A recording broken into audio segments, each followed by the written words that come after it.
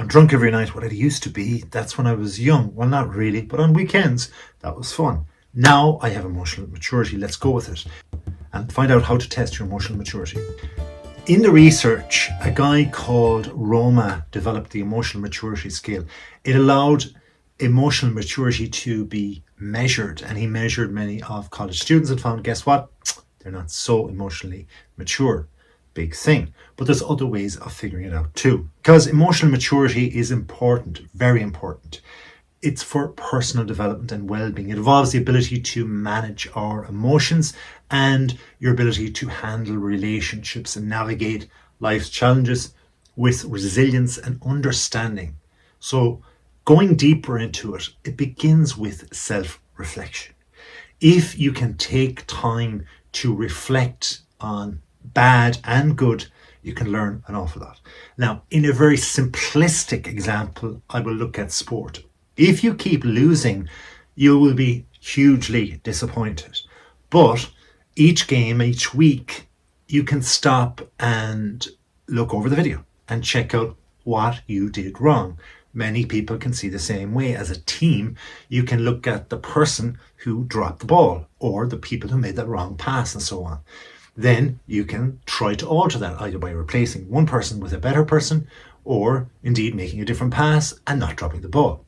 These things are very simplistic in a view, but if we relate that back to life here, we can see that if you take that time to stop and think, certainly from your losses in life, for the things that don't go too well, that means you'll feel the disappointment and the shock perhaps of not winning and losing, and you will analyze why rather than saying, why me? So that then develops into the question of, how can I do better? And from there, you build this resilience, this understanding. Taking the time to look at the benefits of the good times and the successes in life are wonderful too. In fact, they're called celebrations.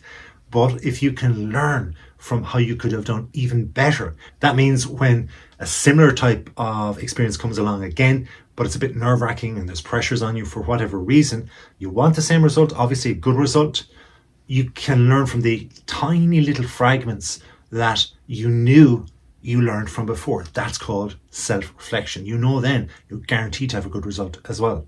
By looking at your self-reflection, you're looking at your experiences and your actions. It involves looking inward and gaining a deep understanding of yourself, your motivations, your values, behaviors. I made a reference there to sport. If you're with a group of people and you're connected together and you have successful times or unsuccessful times, the thing is, it might not necessarily be you that's at fault. And so you can take the good from that you played well, you did well, you represented the place well. This all then gives an awareness, because self-reflection begins with becoming close to your thoughts, your feelings, and then these leak into your behaviors. The awareness helps you recognize patterns and triggers that influence your actions.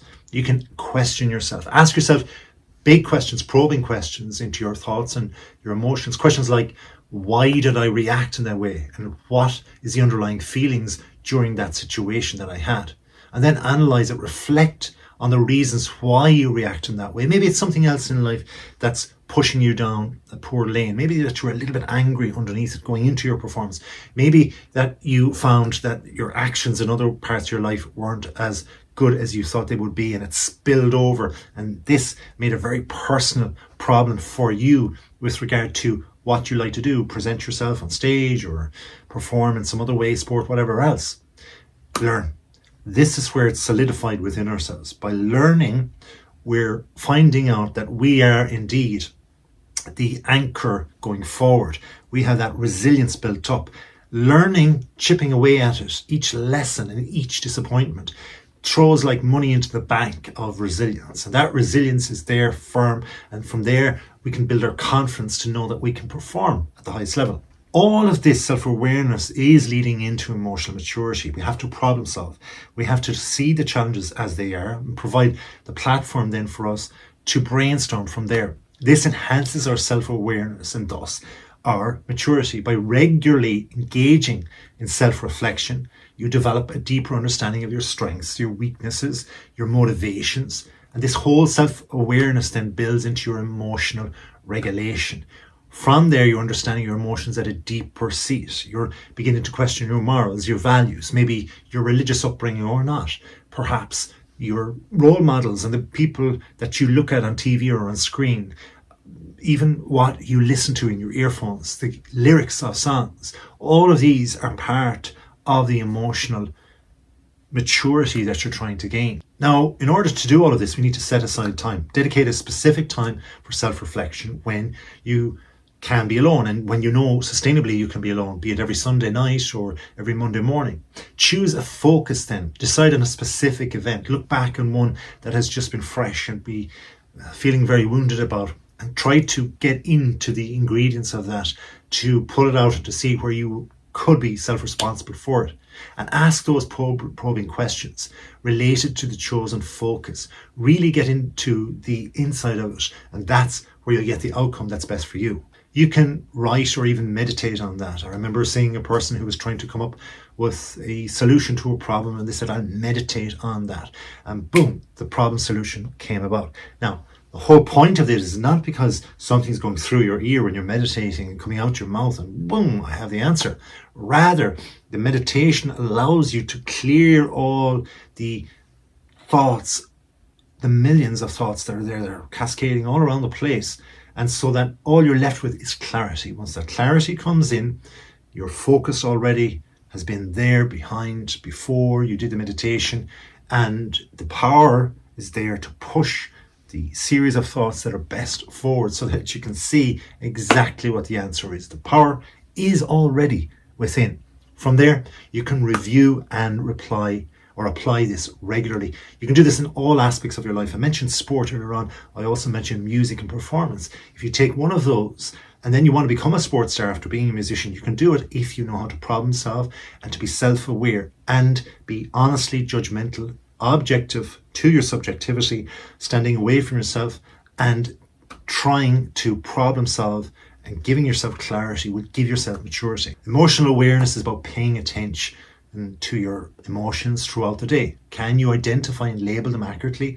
If you can sit down once an hour for 30 seconds and just try and make note of it, you're going to give yourself a huge thing at the end of the day that you can sit with yourself for a cup of tea or coffee and just do a half-hour recap. Then have empathy.